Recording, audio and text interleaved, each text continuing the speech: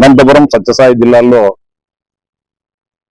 మధ్యాహ్న పాఠశాలలో సరఫరా చేసే మధ్యాహ్న భోజన పథకానికి సంబంధించి గుడ్లు చిక్కీలు సరఫరాలో అనేక రకాలైన అవకతవకలకు ఆర్థిక అవినీతికి పాల్పడుతున్న విషయాన్ని నేను డిసెంబర్ జనవరి ప్రాంతంలో కొన్ని పాఠశాల సందర్శించినప్పుడు నా దృష్టికి రావడం జరిగింది. అంటే నేను గార్లదిన్నె మోడల్ స్కూల్ పోతే ఆ మధ్యాహ్న భోజన బదులు గుడ్లు ఇవ్వని పిల్లలకు ఇవ్వని విషయం నా దృష్టికి వచ్చినప్పుడు నేను అక్కడ ఉండే హెడ్ మాస్టర్ ప్రిన్సిపాల్ గారిని అడిగితే మా గుడ్లు సరఫరా చేయడం లేదని చెప్పడం జరిగింది.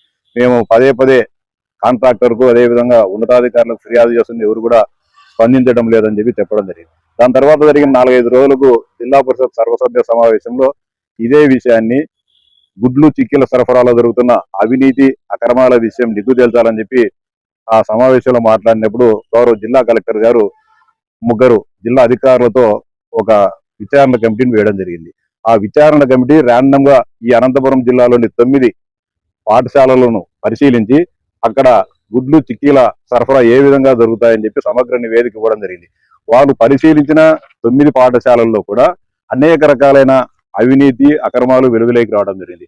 కొన్ని పాఠశాలల్లో అయితే స్పాయిల్డ్ అయిన గుడ్లను సరఫరా చేశారు, కొన్ని దాంట్లో ఎక్స్పైర్ అయిన చిక్కీని సరఫరా సంస్థ అంటే పొరపాటున ఆ చిక్కీ సరఫరా ఎక్స్పైర్ అయిన చిక్కీస్ కానీ ఎక్స్పైర్ అయిన ఆహార పదార్థాలు మనం తింటే పిల్లలకు ప్రమాద వచ్చే ఉంది, ప్రాణహాని కూడా జరిగే అవకాశం ఉంది. దాన్ని కూడా అధికారులు వెరిఫై చేయడం జరిగింది. కొన్ని పాఠశాలకైతే జూన్ నుంచి జనవరి లోపల కనీసం 30 రోజుల పాటు గుడ్డను కానీ సరఫరా చేయలే. కొన్ని స్కూళ్ళలో 4 రోజులు 5 రోజులు అంటే 4 స్పాన్స్ గా సరఫరా చేయాల్సి ఉంటే 3 స్పాన్లు ఇవ్వడం, అంటే ప్రతి సోమవారం నుంచి శుక్రవారం వరకు 5 రోజుల పాటు గుడ్లు ఇవ్వాలి. ఇట్లా ఇవ్వకోకుండా ఒక వారం ఎగరగొట్టేసేది పూర్తిగా. ఇట్లా కాంట్రాక్టర్ ఒక రోజు గుడ్లు ఎగరగొట్టే జిల్లాలో 35 లక్షల రూపాయలు ఆ కాంట్రాక్టర్ మిగులుతుంది. అంటే 2 జిల్లాలలో దాదాపు 70 లక్షల రూపాయలు ఒక రోజు గుడ్డు ఎగరగొట్టే పిల్లలకు. చూసేదానికి మనం చిన్నగా ఉన్నప్పుడు ఒక రోజు గుడ్డు అయితే ఉంది, కానీ కాంట్రాక్టర్ ఒకటే రోజు 70 లక్షల రూపాయలు ఈ 2 జిల్లాల్లో కలిపి కాంట్రాక్టర్ కు మిగిలే పరిస్థితి. అంటే ఇంత దుర్మార్గం. అంటే 9 పాఠశాలను ర్యాండమ్ గా చెక్ చేసినప్పుడే ఇంత వాస్తవాలు బయటకు వస్తే ఈ ఉమ్మడి జిల్లాలో ఉండే ఇన్ని వేలాది పాఠశాలను పరిశీలించినప్పుడు ఇంకా దారుణమైన దుర్మార్గకరమైన వాస్తవాలు వెలుగులోకి వచ్చే అవకాశం ఉంది. కానీ విచారణ కమిటీ అధికారులు అతి త్వరగా ఆలస్యం కాకోకుండానే ఈ 16/3/2026 తేదీన విచారణ నివేదికను జిల్లా కలెక్టర్ గారికి ఇవ్వడం జరిగింది. ఇచ్చి డిఈఓ గారికి ఇచ్చి దీని మీద చర్యలు తీసుకోమని చెబితే ఇంతవరకు కూడా చర్యలు తీసుకోలే.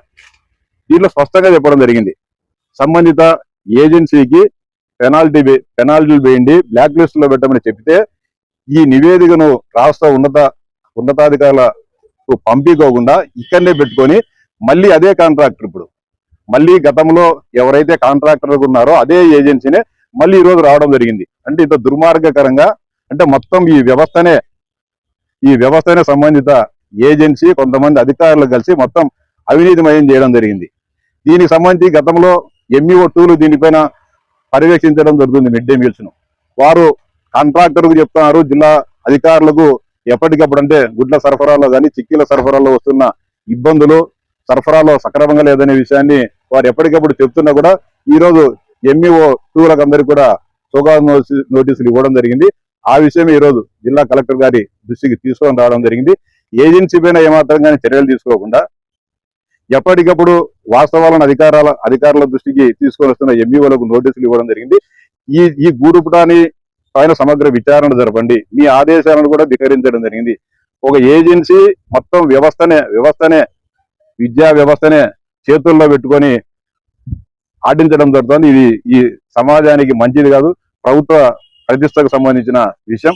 గౌరవ విద్యాశాఖ మంత్రి లోకేష్ గారు అహర్నిశలు విద్యారంగంలో సంస్కరణలు కానీ లేకుంటే బడి పిల్లలకు అనేక రకాలుగా మధ్యాహ్న భోజన పథకంలో కొత్త మార్పులు తీసుకొని రావడం కానీ, సన్న బియ్యం తీసుకొని రావడం కానీ, అదే ఇక్కడ చిక్కీ బదులు ఈరోజు మిల్లెట్స్ కూడా ఇవ్వడం జరుగుతుంది సైమల్టేనియస్ గా. ఇంత జరుగుతా అంటే కాంట్రాక్టుల ధనదాహానికి ఈరోజు మొత్తం అంతా కూడా విద్యా వ్యవస్థే నాశనం అయ్యే పరిస్థితి ఉంది.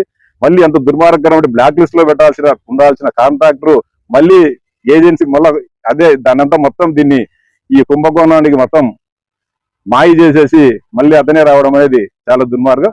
దీని మీద ఖచ్చితంగా ఇప్పటికే గౌరవ విద్యాశాఖ మంత్రి లోకేష్ గారి దృష్టికి ఉన్నతాధికారుల దృష్టికి కూడా లిఖితపూర్వకం కూడా నేను ఫిర్యాదు చేయడం జరిగింది.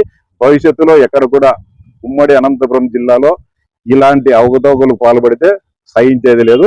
ఎంత దూరమైనా సరే విద్యార్థుల బంగారు భవిష్యత్తు కోసం వారికి ప్రభుత్వం ఏదైతే అందిస్తుందో వాటన్నిటిని కూడా సక్రమంగా అందే విధంగా చర్యలు తీసుకోవడం జరుగుతుంది. నేను కూడా ఎంఈఓలకు టీచర్లకు కూడా విన్నవించేది ఒకటే, మీరు ఎలాంటి ఒత్తిళ్లకు కానీ ఇంకో దానికి కూడా భయపడాల్సిన పని లేదు. మీకు ఏదైతే ప్రభుత్వం నిర్దేశించిన ప్రకారం ఏదైతే ఉంటుందో ఎగ్ సైజు కానీ ఎగ్ వెయిట్ కానీ చిక్కీస్ కానీ ఆ ఎక్స్పైరీ డేట్ కానీ చూసుకోండి. మీరు ఇబ్బంది పడాల్సిన అవసరం లేదు. ఆఖరుకు లాస్ట్ వీళ్ళంతా కలిసి ఈ దుర్మార్గులంతా కలిసి టీచర్లను బలి చేసే పరిస్థితి కానీ ఉంటుంది. కాబట్టి మీరు కూడా దయచేసి మీకు అందరూ కూడా సౌకర్యంగా విజ్ఞప్తి చేసేటట్టు మీకు ఏదైతే మీకు సప్లై చేశారో అదే రాయండి. మీకు ఏదైతే ఉందో మీరు లిఖితపూర్వకంగా ఎంఈఓలకు డిఈఓలకు మెసేజ్లు పెట్టండి. లిఖితపూర్వక కాపీ వాళ్ళకి పంపించేసి మీ దగ్గర పెట్టుకోండి. మీరు ఇబ్బంది పడాల్సిన పనిలే. మీరు ఖచ్చితంగా మీ విధుల్లో మీరు చిత్తశుద్ధితో పనిచేసేటంత వరకు మేము మీకు అండగా ఉంటాం. ఎలాంటి ఇబ్బందులు రానిము. ఖచ్చితంగా ఎంఈఓ 2ల విషయం కూడా సానుకూలంగా పరిశీలన కలెక్టర్ గారిని కోరడం జరిగింది.